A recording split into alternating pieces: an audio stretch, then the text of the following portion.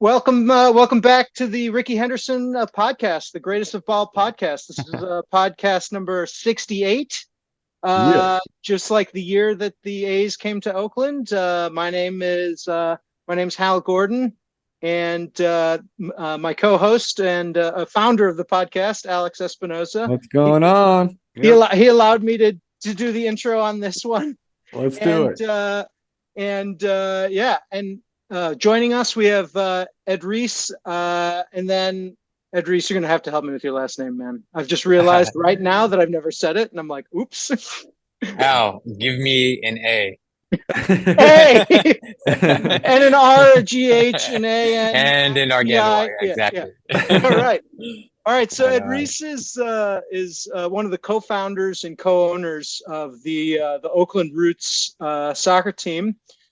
He is coming to us live from the old, I can see it's the old Raiders correct. Yeah. training facility, and not down near the airport. And so, so Edreece, you're a co-owner of a professional sports team in Oakland. So my first question is what fast fashion store did your dad found, and how many billions of dollars did you inherit from him? Oh man, quite the opposite of that actually.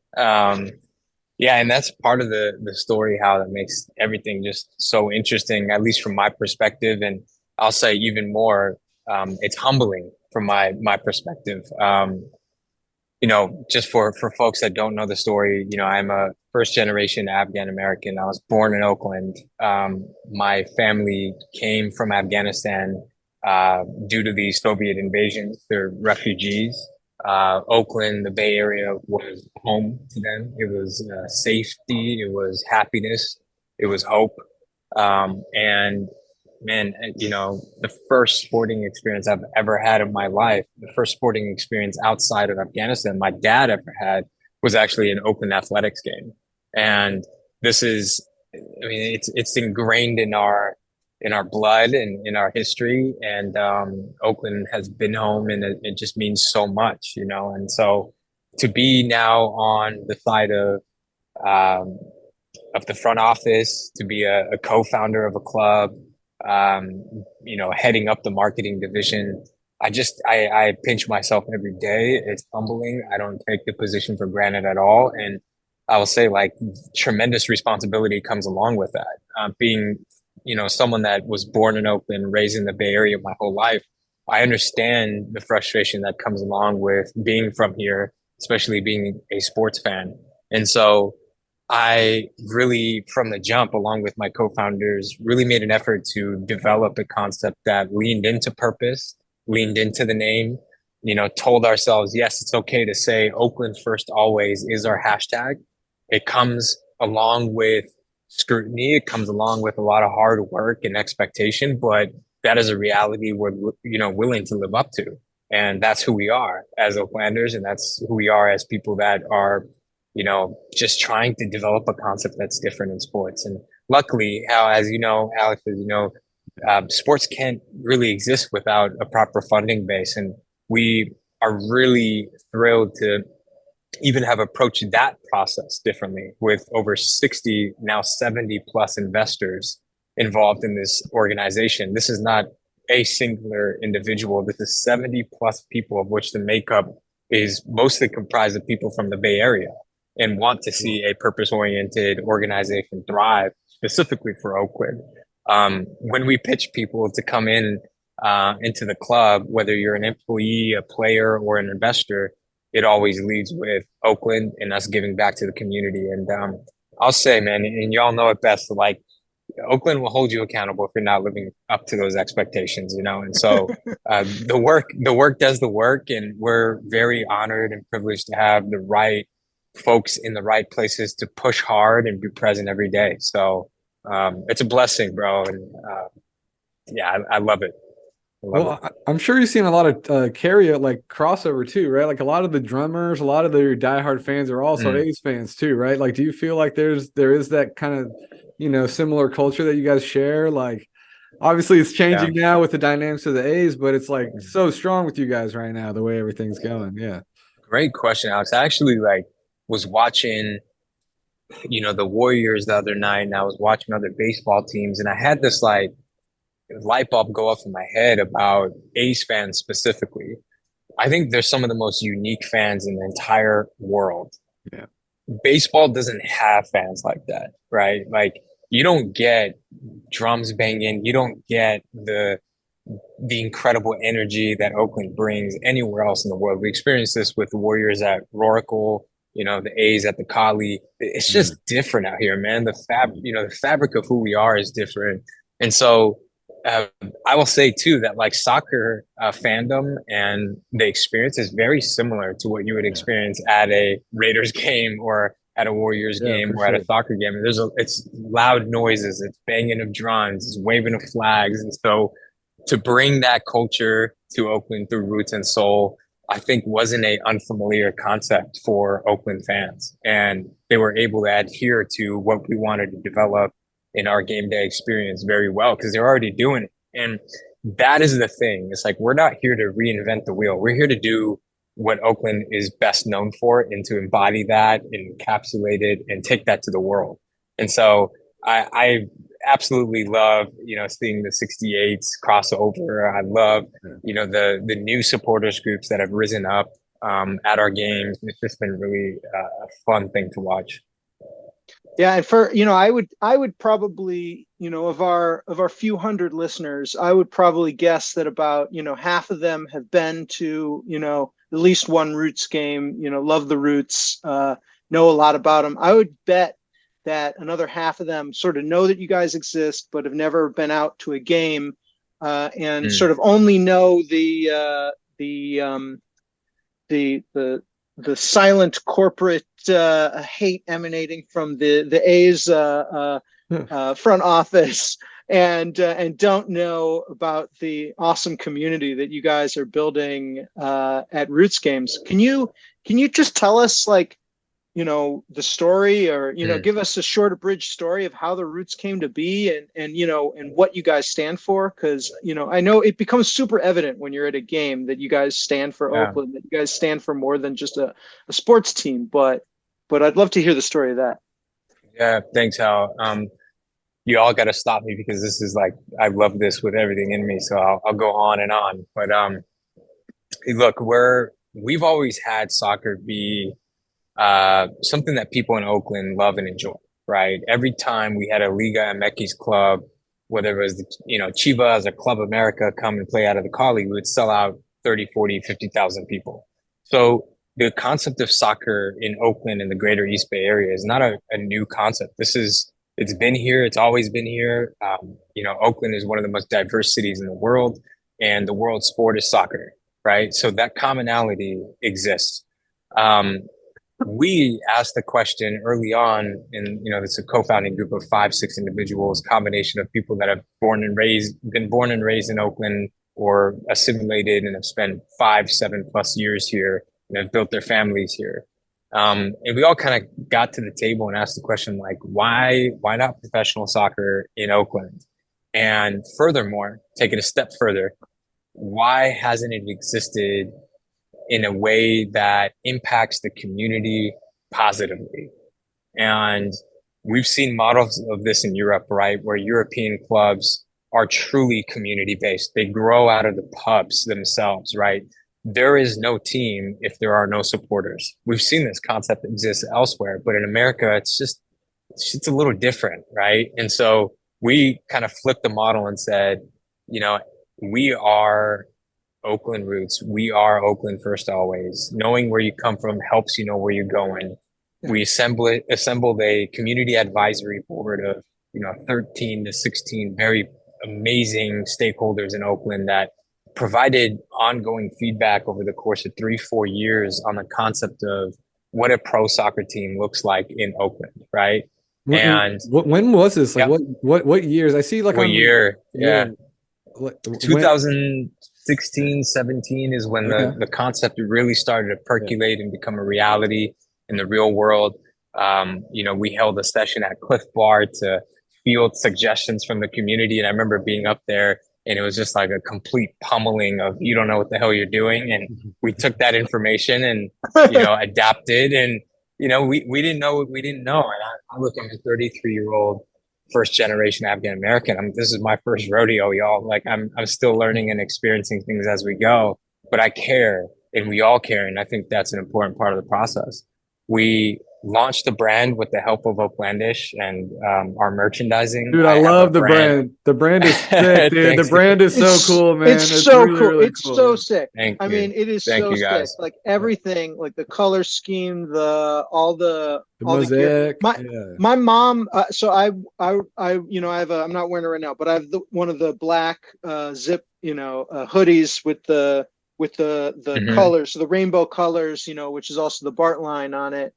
And I visited my mom in Maryland, and she's like, I don't know who that is or what that is, but I want one of those. And now she has a Roots sweatshirt in rural Maryland. Well, people ask me, was that by design or was it by accident? I'll tell you 100% it was by design. We wanted people to be very proud of Oakland. We wanted them to rock the gear and feel like the idea of diversity, inclusivity, the arts, humanities is something that as long as you can subscribe to and appreciate, you're an Oakland fan, right? And this is why we have been able to harness such amazing momentum globally with the brand and identities, because it's not about just being from Oakland. It's about respecting the arts, respecting humanities, respecting our culture, and protecting that. And as long as you're, a supporter of that, you're an Oakland fan, right? And so we started with that. We started with the concept of being a sports team or sports club, not just a soccer team. Sport is so much more than just what happens in the four borders of where you play. It's how you operate in the real world. It's the assumptions people have of your brand and identity. It's so many touch points. And this is the lesson I teach people a lot when I talk about brand. It's not just a logo on a shirt. We are trying to influence culture. And the only way you can do that is if you ensure that your work in the real world matches the assumptions. And, that's when you start to really see culture be influenced. And I think our bullish mentality of that early on led to some of the early success. And that success led us to find investors, and the investors then helped us feed the idea. And then our first game ever was August 31st, 2019, happened to be my 30th birthday. And I remember, driving to the game thinking, how the hell did we get here? One, and I don't even know how many people are even going to show up. Like, we didn't have any sophisticated ticketing mechanisms, you guys. Like, I'm talking, we barely had 3 or 4 employees. I was calling people on the ticketing hotlines. I was cleaning up the bleachers at Laney. There was just answering emails. We did everything to make sure that game can be put off. And I said, hey, if 100 people show up, I'm happy. That means 100 people appreciate what we're trying to do. And you guys, 6,000, 7,000 people flooded through the gates. And it was quite possibly one of the best moments of my life, behind getting married to my wife. One of the best moments of my life. And honestly, from there, the community has just been absolutely amazing in supporting us, and not been easy. You go through a lot of different things as an entrepreneur and as a young business. You go through things like a pandemic in your first operating season, and you have to figure things out, and then you acquire the USL license and you move up a division, and that comes with added responsibility and expectations. And, the lack of having infrastructure in the East Bay area that we have access to was a tremendous challenge in 2021, where, our players had to drive all the way to Las Positas College in Livermore to train because it was the only grass pitch we could safely provide them during the pandemic. And so, it was quite the journey, and it's still happening. Every day I'm turning around looking for like a Netflix or HBO, because this stuff could be filmed and it would be absolutely amazing. So, dude, I want to do it all or nothing on you guys. That would be sick, dude. That would be amazing. I just need to for hire sure. a camera crew, get a few $1 million together, and let's do it, man. Yeah. If you guys can figure it out, holler at me because I'm ready to go. But sure. this is a huge weekend for you guys. You know, it's the Oakland Soul. I want to talk about this weekend, and I just kind of spread the word. I went like the double event. You guys got a double header. The Oakland Soul, the women's soccer team is debuting. I just want to let people know kind of what's going on, where they can go. The shuttles. I saw you guys got shuttles from Lake Merritt BART. Yeah, great questions, Alex. I appreciate you plugging Soul. It's our heart and joy. It's our heart and soul. And look, we actually in the early stages wanted to launch with the women's team. That was our initial discussion point, is to lean into that. But there was no, pathway for us to actually field the team at that moment in time. And so now that it has become a possibility, I'm telling you, the organization is buzzing. It's added a complete, different element of joy and uniqueness to our front office, to our technical team. And we're just so grateful that Soul exists. It's the first game ever at home this Saturday. It'll be a doubleheader in celebration with Oakland Roots, 5 p.m. kickoff for Soul, 8 p.m. kickoff for Roots. And it's just going to be a good time. And I think Hal mentioned this about our game days. So much of it, yes, is about soccer. We want to win. That's a big part of our identity. We've never not made the playoffs in our history. I just want to state that we are a winning organization and we will be as we progress. But it's so much more than that, winning off the field and bringing joy to people's lives. I mean, look, I've told you this over and over, but the halftime hot dog toss, thank you, my guy. I'm telling you, man, I'm getting chills. I watch video of just how happy people are when Hal pulls up and does that. And I'm telling you, that is irreplaceable utility you're adding to people's lives. And it's memorable and people will never forget it. So thank you for bringing that to our game day, bro. It means the world. We want more of that type of energy. And being at East Bay is obviously new for us and we're learning. But the past 2 games, it's felt like we've finally gotten to a really nice flow and, we're packing it out. It's means we can welcome more people. Laney's capacity was a little inhibited. And now we're able to open up the doors a little bit more. We heard from our fans that transportation was a key issue, loud and clear. And we have 6 shuttles running back and forth from Lake Merritt BART station to CSU East Bay on the day of. Hopefully people take advantage of that and see that it's useful.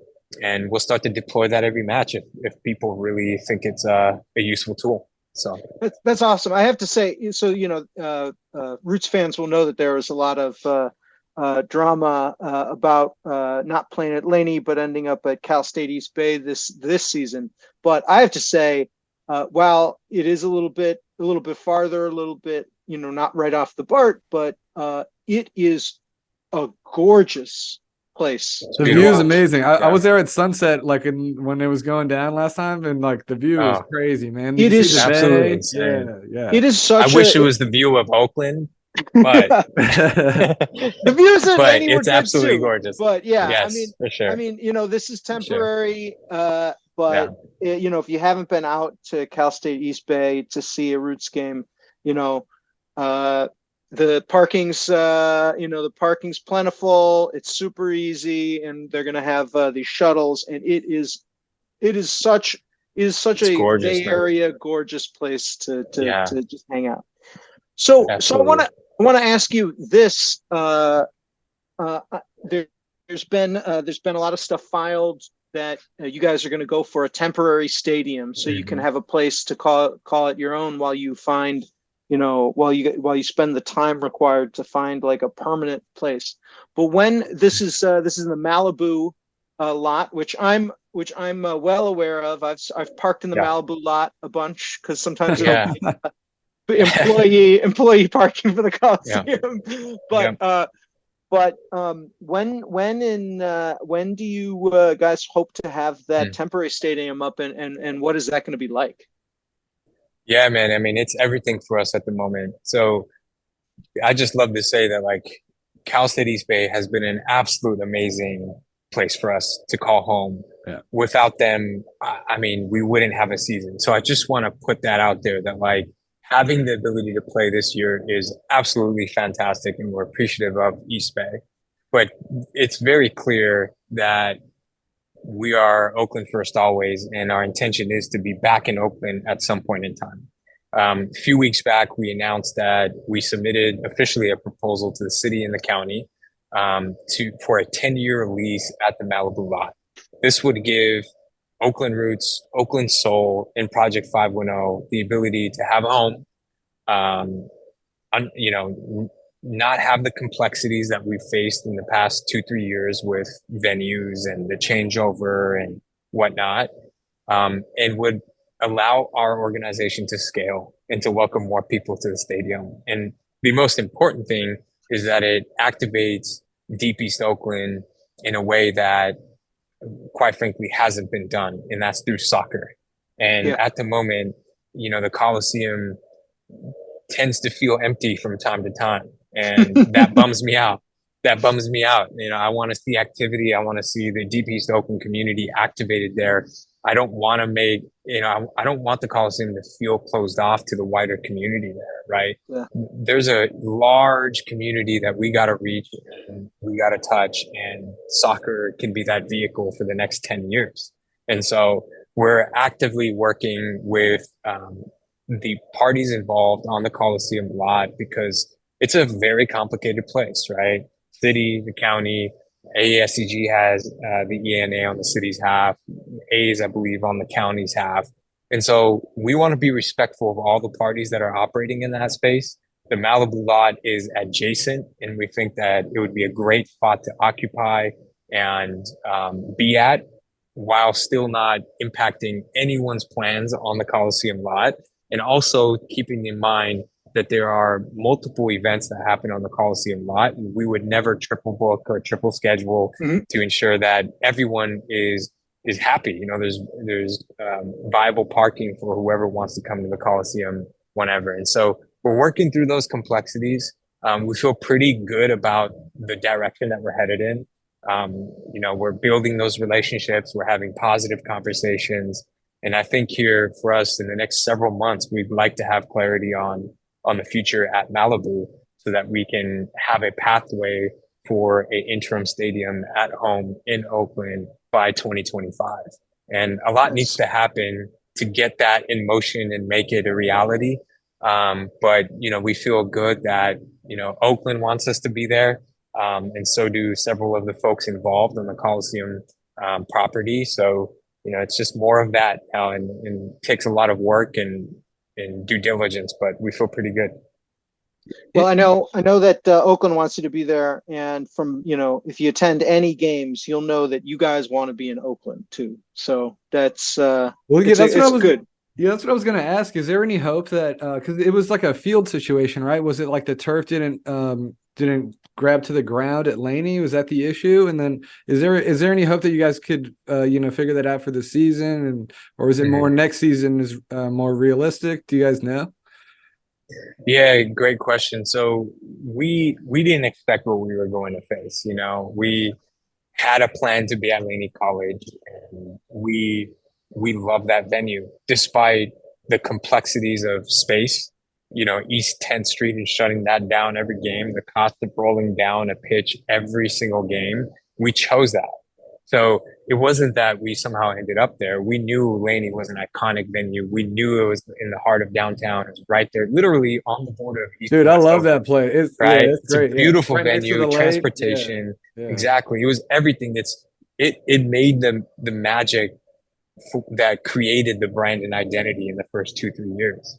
And it's a bummer that you know, the new installation of the turf field, we thought would work well with our field, but there was just not enough information and not enough clarity on what this new field was actually going to be.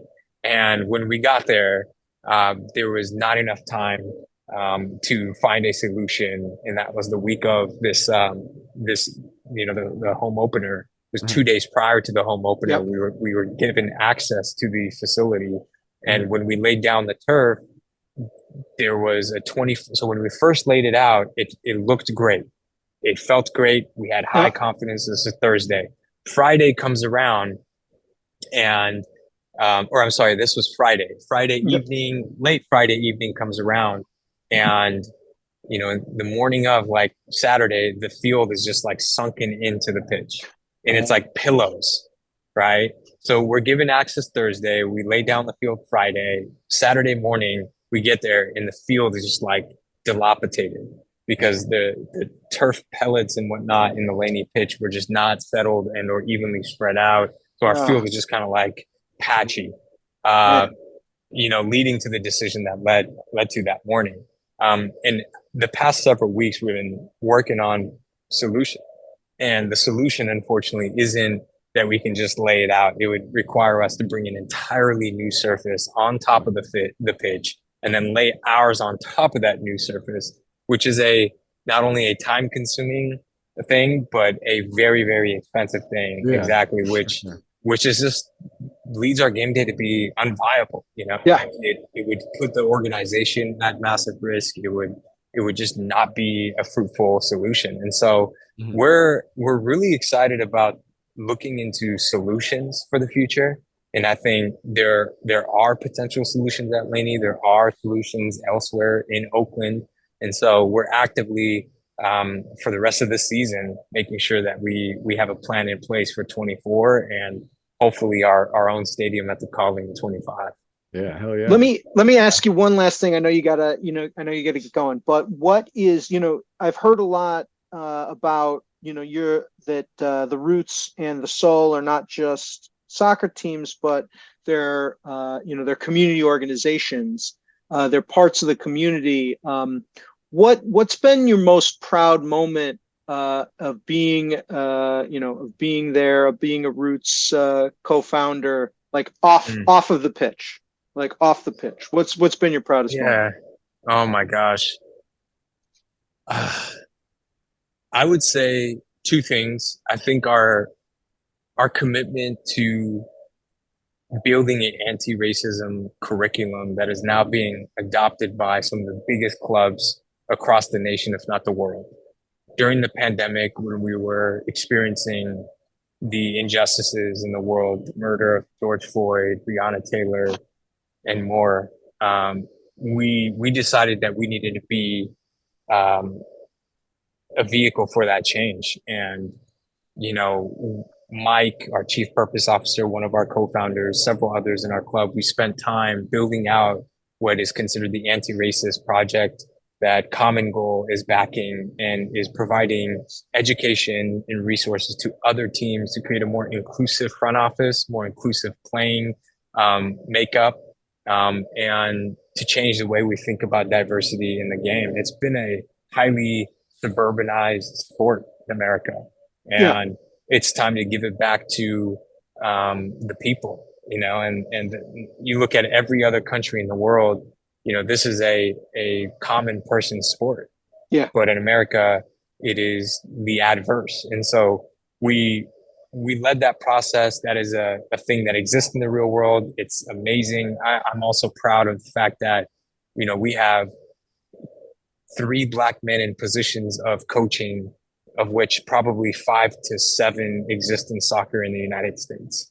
And, the makeup of our front office and the makeup of our investor group, continues to think along the lines of bringing more people to the table and being an inclusive organization, right? So I'd say that for me is huge.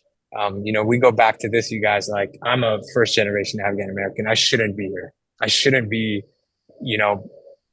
C-level executive, co-founder, all this jazz. It just doesn't happen in the real world. And so the fact that it's happening, I'm like, oh, you better fucking damn make sure that I'm gonna, bring other folks to the mix, right? And make sure we stay the way we are, which is different. So I'd say that, and we've done the same on the Play Proud side. So it's a campaign we've launched with Common Goal as well to bring in our LGBTQ plus community at our game days, to make them feel like this is a home for them as well, and be advocates for that globally. So those two for me are really, really big things that I'm really, really proud of, and it permeates through every action that we have in our club today. So.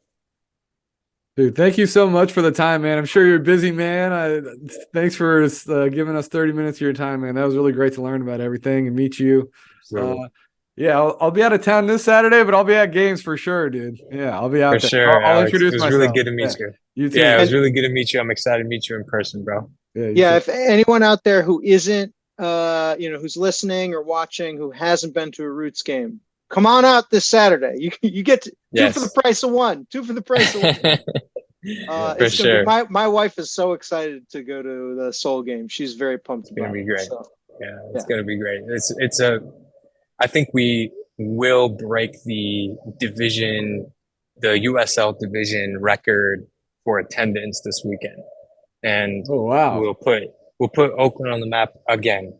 In a positive light, and so I'm excited. Come on out and support women's soccer in the Bay Area, women's soccer in Oakland specifically. And, I appreciate you guys and the time. It means a lot. Yeah. And thank you so much for everything you've done for Oakland. It's awesome.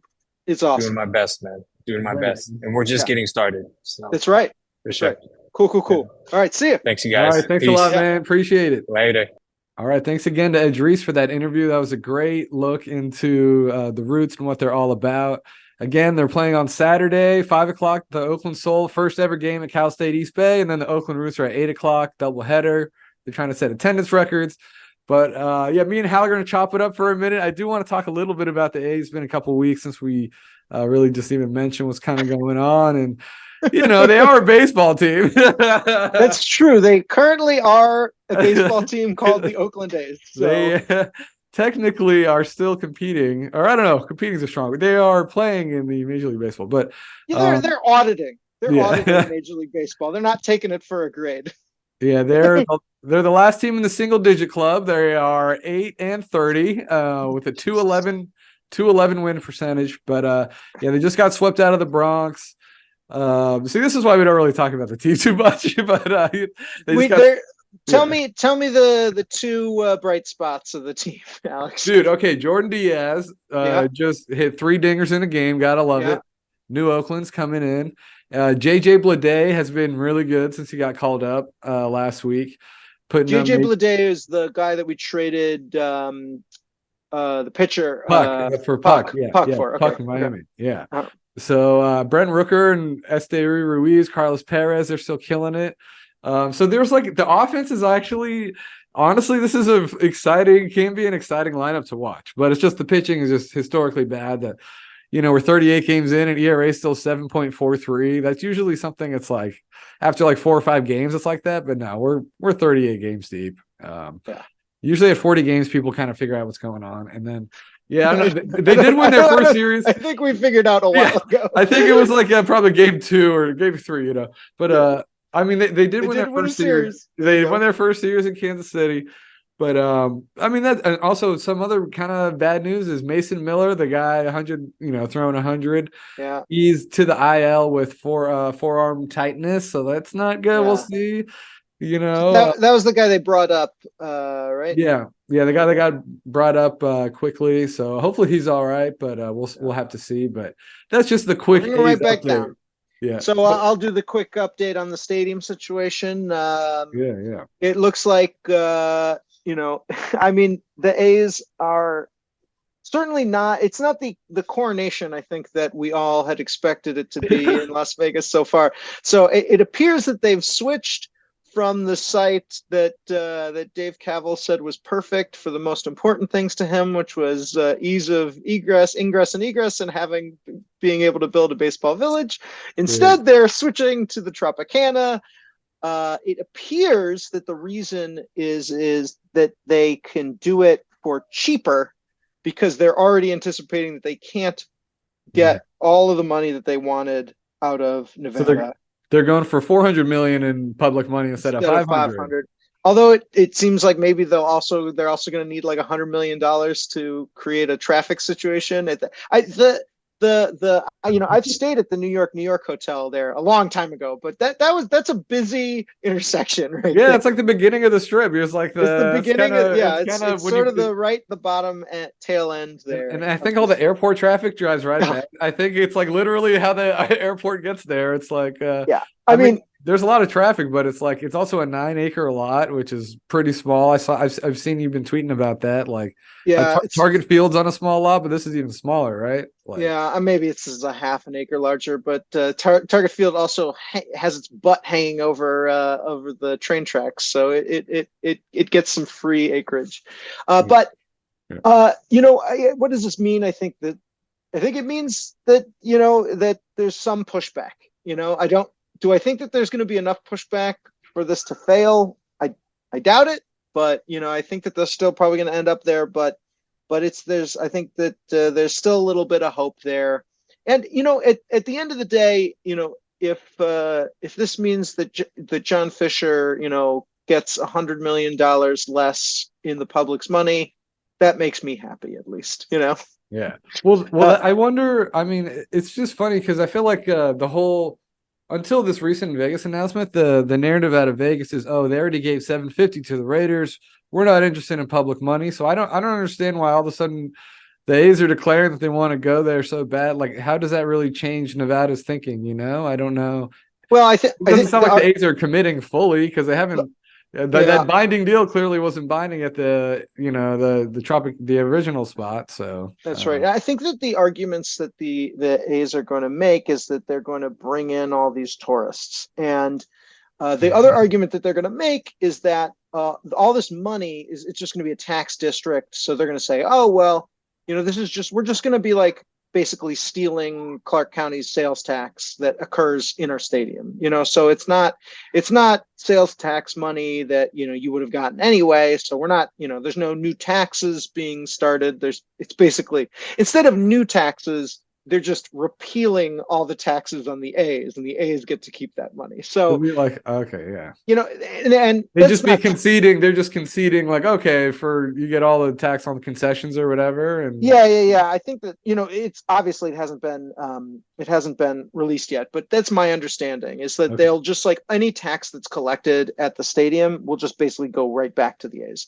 Now, they're going to say that this is oh well, this isn't anybody's money because it would only exist with us. But if people think about a Las Vegas resident who's going to go to the A's and spend a bunch of money there, well, they have a finite leisure budget, so they would have spent that money at a movie theater or they would have spent that money at a miniature golf or place casino, like Casey was saying, casino. Yeah. And so Clark County would have taxed that transaction, but that transaction is not going to occur because it's like a double whammy. It's like so it is true that I think it is true that they're going to say that Clark County's not paying any money, but Clark County is paying money.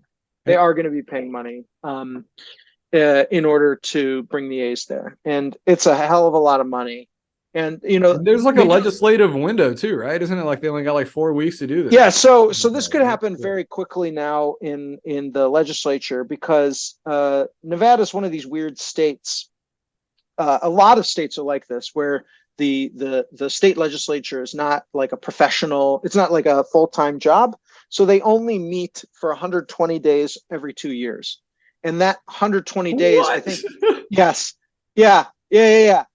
I know, Alex, it's insane. They're making these like 500. Yeah, like they're making $500 million deals. Oh my god, what am I doing? I gotta quit this podcast and go be a Nevada politician, dude. God damn. Well, they don't get paid that much. They don't get paid that much. I thought you were saying they get paid. No, it's a part-time job. And that's silly. That they shouldn't be like that. It should be a full-time job, but what that means is that the legislative term ends at the end of I think this month, May or something, or like the first week in June or something. So they have to pass something really quickly, otherwise the governor is going to have to ask for a special session and call everyone back. So that what that means is I think the A's are going to try and get the legislature to pass this really quick, and I think they're probably going to say, well, don't worry about it, just pass this. It just authorizes us to do it, and then we'll see if Clark County wants to do it or not.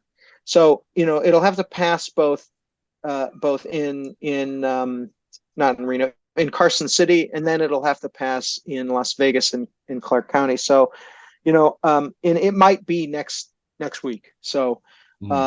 We'll see how that's going. I don't think I have that much. I still think that they're in the 90 to 95% range of leaving. Damn, really? I feel like it's lower. I feel like honestly, I don't have any inside info, but I just me neither. Yeah, me neither. Yeah, but me neither. But I think Las Vegas is has the will to do it.